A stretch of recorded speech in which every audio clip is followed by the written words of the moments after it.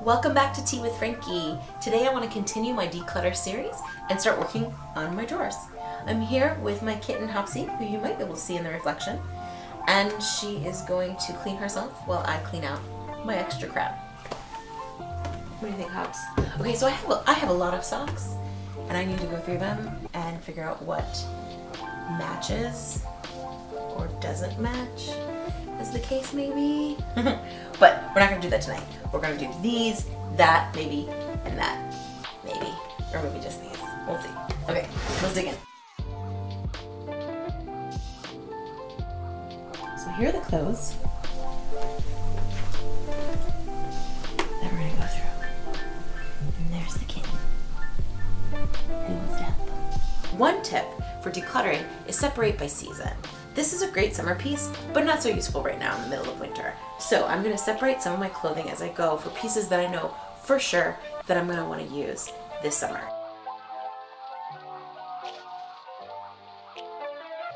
What? So initially I pulled out these, even though I was decluttering by season, because I realized that I'm really not wearing these anymore. So I'm going to donate these to the Philly AIDS Thrift.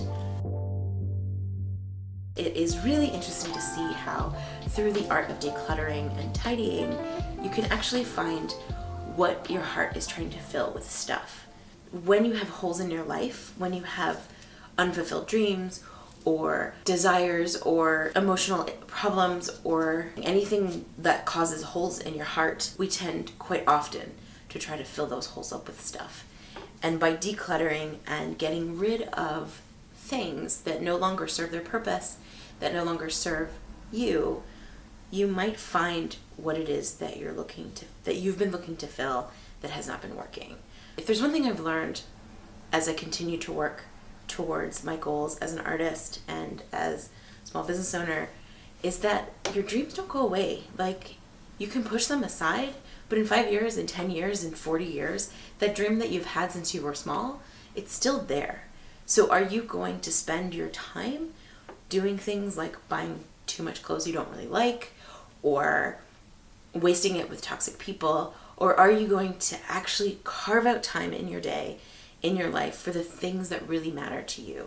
Whether it's like me with writing a children's book, or for you perhaps it's finding friends that really fulfill and support you, or it's a partner that you've been seeking. Whatever it is that you've been looking for, it's there for you, but it's up to you to find the time for it. And I find it interesting to realize that decluttering really does make space for that. My husband and I decluttered our first floor just a little bit, and I'm definitely going to be taking you on that journey as we continue. But I needed to carve out some space. I needed to put away some stuff. We needed to clear away the clutter, because I love doing yoga every morning, and it wasn't happening. I kept finding reasons why I couldn't do it. And what it ultimately became when we sat down and really thought about it was because every morning I'd come down and there'd just be a hot mess of things that hadn't been dealt with. And because of that, I'd end up dealing with it. They wouldn't actually be properly dealt with, they'd just be partially dealt with. And I would still not be able to tackle yoga before the rest of my day got started.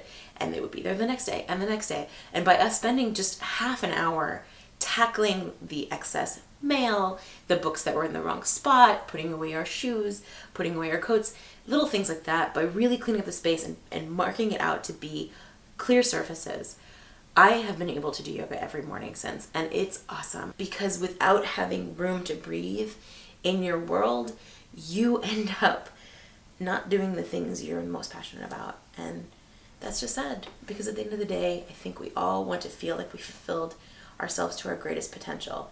And I think we can. And I think you can. And I think it's in part by putting our stuff into seasonal boxes or just getting rid of the stuff you don't need anymore. Each item has a purpose. And if all you're doing is shoving it in the bottom of your closet or in the bottom of your drawers or in your basement in a box, it's not serving its purpose. We recently dropped off a bunch of mugs to our local coffee shop that we love to go to. We probably brought over like 10 mugs that we weren't using anymore.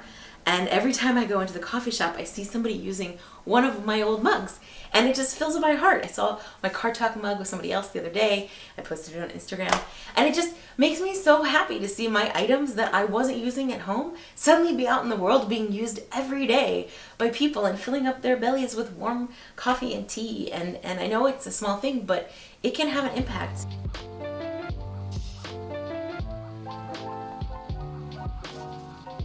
What are you guys working on? What are your passions? I want you in the comments below to tell me about your passions, like what you want.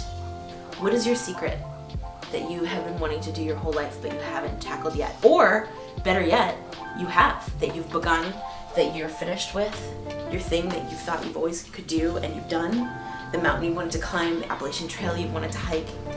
I'm just telling you the things I want to do. What have I been up to? We had our reading in New York City this last week. My partner, Austin, has written a feature film, and it is fantastic, and we're going to shoot it this summer. I'm really excited. So we had a room full of actors in New York that read the whole script so we could hear it out loud. It is really helpful as a playwright or a screenwriter to hear your words read out loud, so you can actually hear in all the different voices with different emphasis and interpretations of your text how it will come out. And so we went up to New York City and had our reading with a number of really, really talented actors that we just really love working with.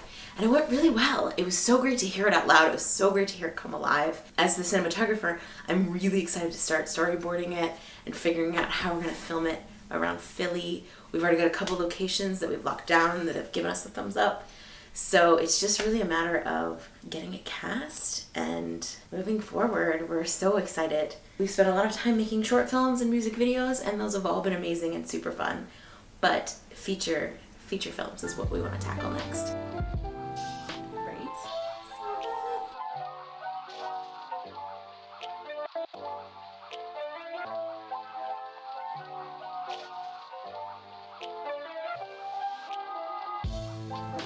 This was from when I worked on a Nickelodeon shoot down in New Orleans. It was really fun, and it was so hot, and it was right after Katrina, and we were there planting trees. We were filming. Nickelodeon got a bunch of students to come plant trees with a couple of celebrities, and it was really fun. What do you do with sentimental items? I guess it goes back to, does it really spark joy, and is it worth carrying to your future? And I think I'll keep it as a workout t-shirt. Long underwear. Okay. So you can see we have a donation and a maybe pile, and that's a repair pile. Let's take a look in the drawers.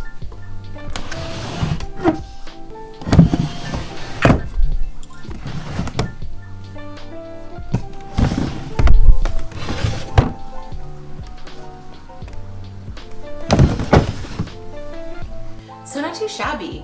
What I think I found the most helpful is separating it by season.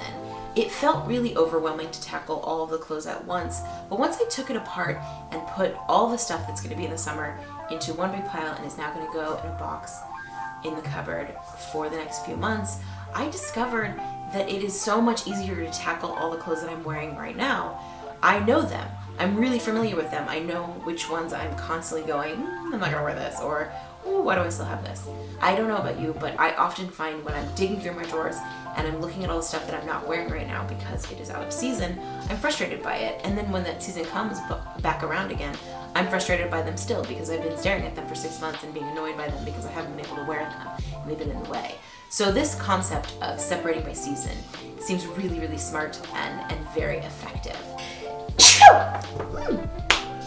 Decluttering your life is just making space for that which you really want to carry into the future and really what you need in your life.